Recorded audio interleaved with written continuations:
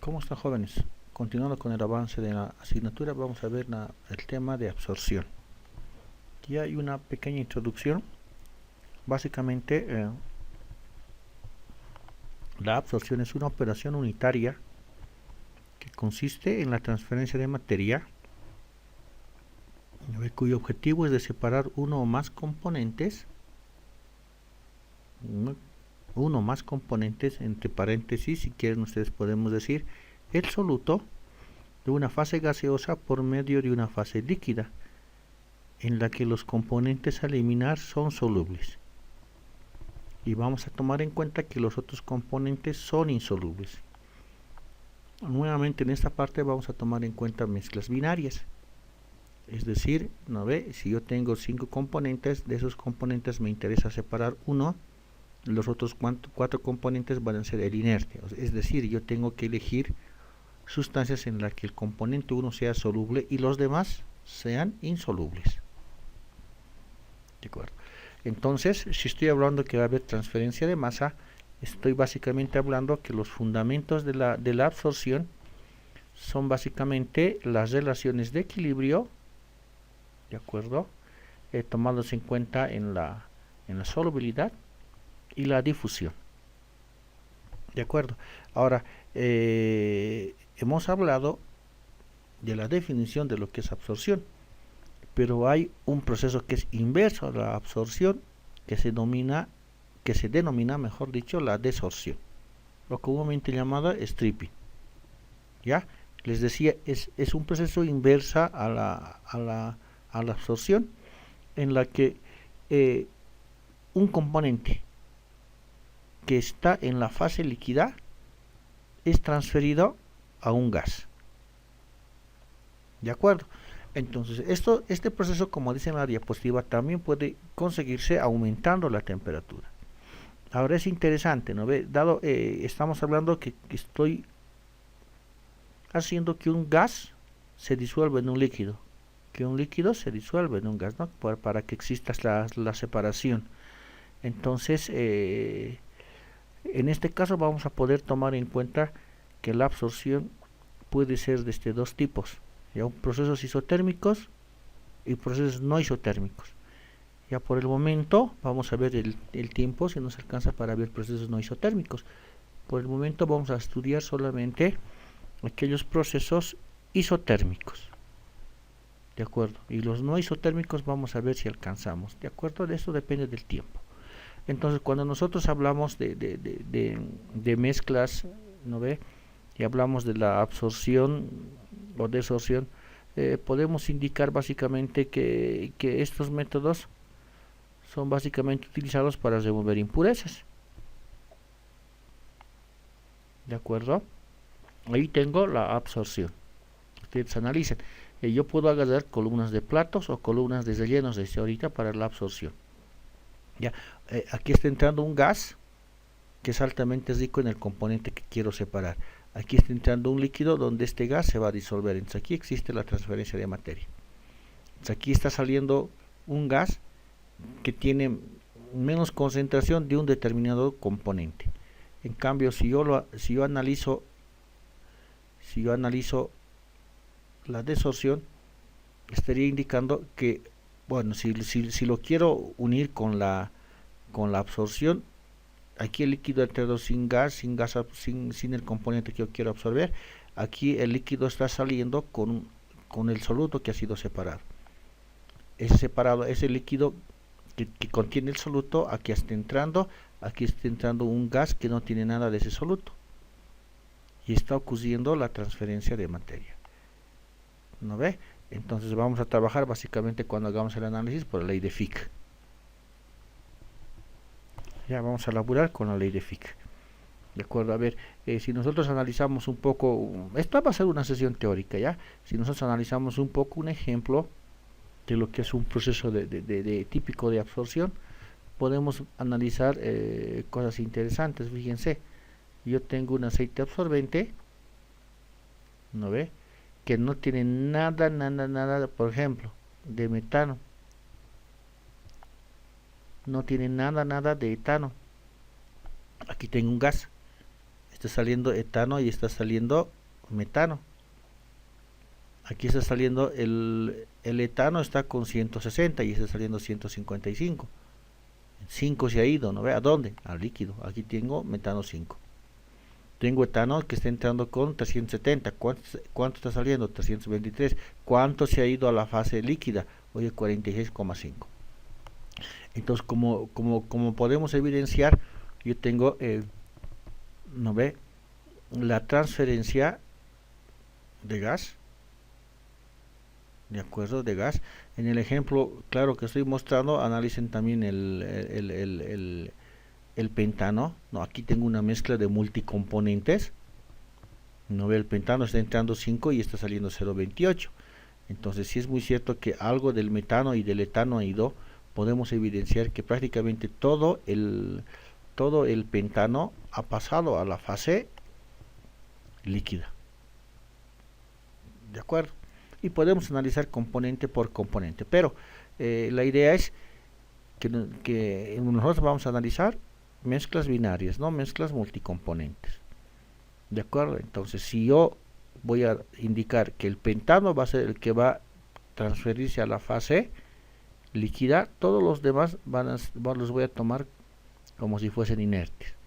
¿Ya? Y para ello yo tengo que buscar un líquido absorbente en el que estos componentes sean prácticamente insolubles y solamente sea soluble el pentano.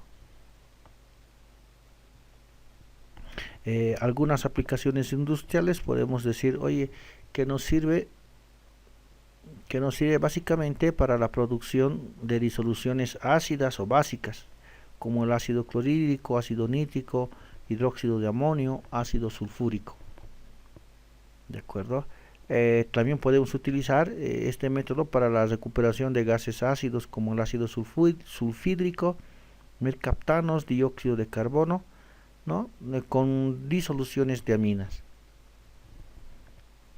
En la parte ambiental podemos indicar que este método nos sirve para el control de emisiones de contaminantes a la atmósfera, ¿no ves? Deteniendo sustancias contaminantes. Pueden ser compuestos de azufre, compuestos clorados, fluorados, ¿no? Con este método, es decir, podemos separar básicamente el dióxido de azufre de los gases de combustión, ya con soluciones de hidróxido de sodio, pero ahí tal vez se me olvidó decir al inicio, hoy yo tengo absorción con reacción química, que si alcanza el tiempo vamos a poder llevar, ¿de acuerdo? Disculpe. También nos sirve para eliminar óxidos de nitrógeno con soluciones de agentes oxidantes. Ahora, todos los temas que yo he mencionado son proyectos de tesis. ¿De acuerdo? Son proyectos de tesis. Entonces, vean este campo de aplicación. ¿De acuerdo? Vean el campo de aplicación. Tampoco, el único inconveniente es que tenemos que construir la torre de absorción. Pero esa torre de absorción, chicos, puede ser en tuberías de plástico. ¿De acuerdo? Ahora, otro tema que nosotros hemos visto, en la que también hemos visto la separación o la transferencia de materia, es la destilación y específicamente la rectificación. ¿De acuerdo? Entonces podemos indicar, ¿no ve? Que cuando yo trabajo en absorción, ¿no ve? En la absorción hemos dicho la transferencia de gas a líquido. En cambio, cuando estamos en rectificación, como dice la diapositiva, oye, iba por la fase líquida y subía por la fase vapor y bajaba por la fase líquida. Había dos direcciones. Ya en rectificación teníamos que elevar la temperatura hasta su punto de ebullición. En cambio, en absorción estamos diciendo que solamente vamos a buscar compuestos solubles. ¿Ya? Ahora, hemos hablado de relaciones de acuerdo líquido-gas, de flujos internos. Entonces, cuando hablamos en comparación de estas relaciones, vamos a llegar a la conclusión que en la absorción esta relación es mucho menor. Adicionalmente, En rectificación solamente hemos visto nosotros columnas de platos. Ya, en absorción podemos utilizar columnas de platos, pero también vamos a estudiar columnas de relleno. Eso en rectificación no hemos estudiado. Rectificación, destilación también la puedo realizar en columnas de relleno. ¿De acuerdo? Entonces todo lo que vamos a aprender en absorción también va a ser aplicable a rectificación. No es lo que decíamos en destilación. Todo lo que veamos en destilación conceptualmente va a ser aplicable a lo que es absorción. Específicamente hablando de la determinación de los números de platos. Y cuando trabajemos con absorción vamos a determinar altura equivalentes de platos, que también va a ser aplicable a la parte de destilación, pero entonces de relleno. ¿Ya? Entonces, nosotros podemos tener diferentes tipos de equipos de absorción. Puedo tener columnas de platos, columnas empacadas que les decía con relleno, que nosotros vamos a estudiar. En destilación hemos estudiado el número de etapas para evaluar esta, ¿no ve? Sabemos cómo evaluar. Ahora, ¿qué nos falta? Evaluar cómo puedo identificar el número de etapas aquí. ¿De acuerdo? Entonces, esto lo que volvemos acá va a ser aplicable acá. Lo que hemos estudiado acá va a ser aplicable acá. ¿De acuerdo? También tenemos columnas de aspersión y columnas de burbujeo, que no creo que el tiempo nos alcance para que nosotros podamos identificar estos equipos. Ahora, nosotros hemos visto básicamente las columnas de plato, ¿no? Y hemos visto de capuchón, hemos visto en este clip, en este caso estamos viendo platos perforados, y el comportamiento va a ser similar al que hemos visto nosotros en la parte de destilación, ¿no ve? Sube el vapor, ¿no ve? Arrastra, choca aquí, se empieza a llenar y rebalsa y vuelve a caer, ¿no ve? Vuelve a caer. Eso es lo que estamos viendo. ¿De acuerdo? Entonces, nosotros todavía no hemos visto ecuaciones para el diseño de platos, que si alcanza el tiempo, nuevamente el tiempo es nuestro limitante. Pudiésemos ver que estamos indicando aquí que va a haber espuma. Tenemos que calcular la altura de plato adecuada para que esta espuma no se rebalse. ¿De acuerdo? Es interesante cuando trabajamos con el diseño de equipos. Ahora, cuando nosotros identifiquemos básicamente las torres de absorción, vamos a tener diferentes tipos de torres de absorción. Les había indicado, fíjense, pero en la foto el tamaño de esa torre de absorción, fíjense el tamaño en comparación a una persona. Nosotros tenemos que ver el funcionamiento de una torre, de una columna de platos en absorción. Eso me van a leer, por favor. Tenemos que ver el funcionamiento de las columnas de burbujeo en la absorción. Tenemos que ver el funcionamiento de unas columnas de aspersión. Y tenemos que ver el funcionamiento de las columnas empacadas. Eso dejo para que ustedes puedan leer un poco. Pero nosotros vamos a estudiar, les había dicho, las torres empacadas. Y las torres empacadas tienen más o menos este esquema, ¿de acuerdo? Donde vamos a poner el relleno. Este puede ser un relleno al azar, pero este relleno tiene que tener un soporte. O sea, vamos a poner el relleno en los soportes. Ya de la misma forma que en las torres de destilación veíamos que tenía un sector en el plato donde se distribuía el líquido. Aquí tiene que haber un distribuidor de líquido. ¿De acuerdo? Y como están viendo ustedes, esto va a caer como si fuese una ducha más o menos, ¿no? Como si fuese el de burbujeo, de empezar a caer el agua. Por un lado entra el líquido y por otro lado entra el gas. ¿De acuerdo? Entonces, analicen un poco la secuencia. Pueden hacer ustedes, si se animan un tema de tesis, todo esto sería una estructura de plástico. ¿De acuerdo? Y esto, como les decía, va a ser ducha, pues pongamos una ducha, 2 duchas, digamos, ¿no ve? Para que caiga uniformemente el agua. Y por aquí podemos meter la entrada de gas con una bomba que haga que suba. ¿De acuerdo? Ya. Continuando con la base. Entonces hemos visto adicionalmente que vamos a estudiar estas torres empacadas y aquí tengo un empaquetamiento. Entonces, ¿qué características debe tener pues ese empaque? ¿De acuerdo? Básicamente debe tener elevada superficie, ¿cómo se dice esto? Perdón, se me ha ido. elevada superficie interfacial, ¿ya? Entre el líquido y el gas, ¿ya? Debe tener características adecuadas de flujo, ¿de acuerdo? Es decir, el volumen fraccionario que queda vacío en el lecho empacado debe ser grande, ¿de acuerdo? Para que el líquido pueda subir. Adicionalmente debe tener les decía, una elevada superficie interfacial. Debe ser químicamente inerte con respecto a los fluidos que se están procesando.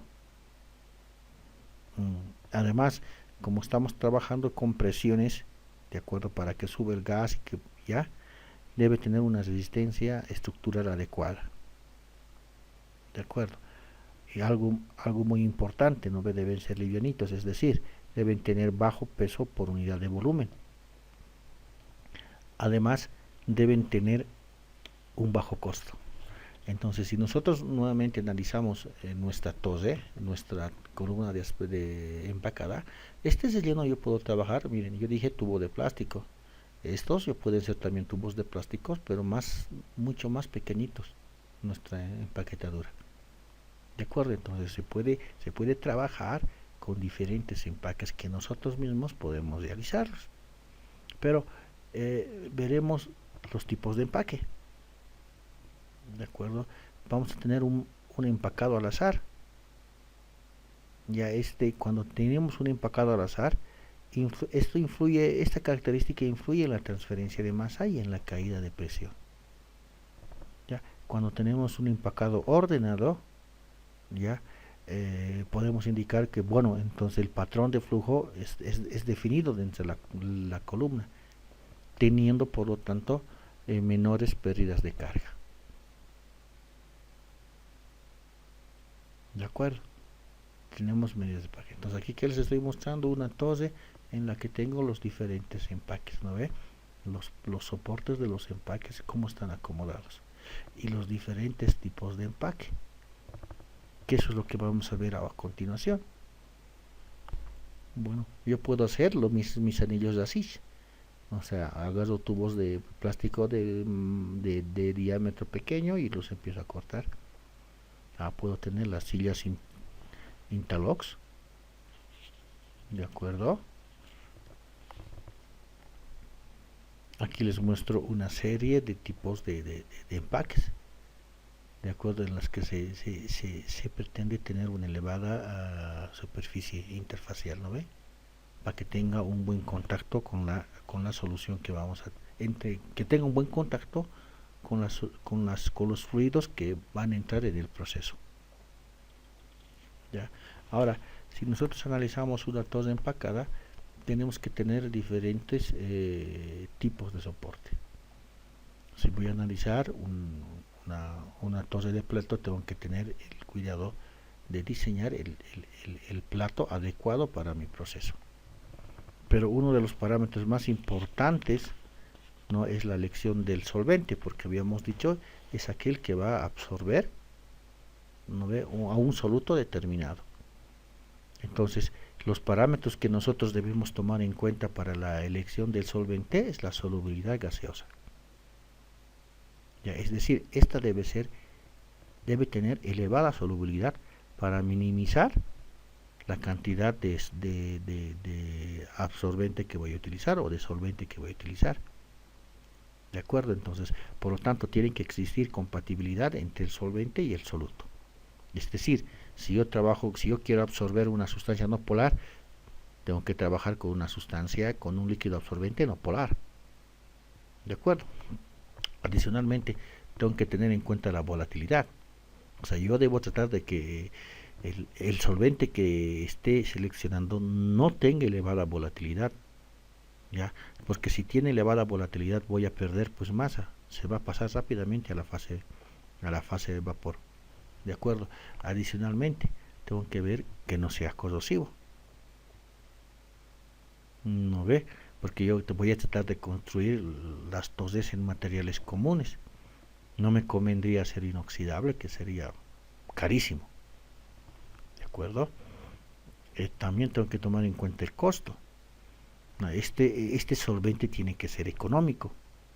No ve así, si existe algún inconveniente, se pierde, se desama, los costos no van a ser elevados, ¿de acuerdo? Ejemplo puede ser el agua. ¿No ve? Adicionalmente, tengo que ver la viscosidad.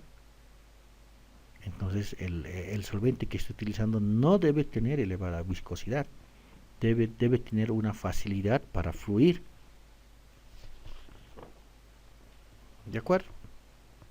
Eso puedo mencionar en cuanto a las características para la elección del solvente. Pero yo les hablaba de que podemos tener toses empacadas y toses de platos. Vamos viendo algunas características. ¿De acuerdo? El desrelleno tiene mayor eficiencia, pero la de platos menor caída de presión. ¿De acuerdo? Las de relleno tienen, está escrito, no voy a leer todo, tienen mayor costo de mantenimiento. En cambio, las de plato tienen menor costo de mantenimiento. ¿Ya? Otra característica es que las de relleno son cortas y las de plato son un tanto más grandes, más altas. Pero las de plato, por el tipo, por las características de los platos, tienden a soportar mayor variación de temperaturas.